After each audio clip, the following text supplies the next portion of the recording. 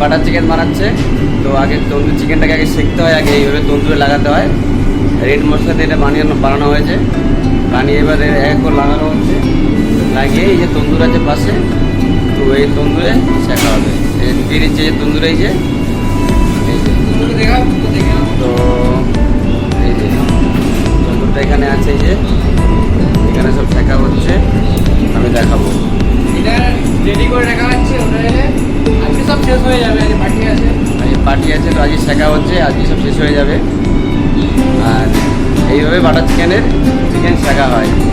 আমরা আবার যে ডাইরেক্ট বানিয়ে দিই, ডাইরেক্ট তন্দুরে প্রথমে শেখা হয়, তারপরে গ্রেভি দেওয়া।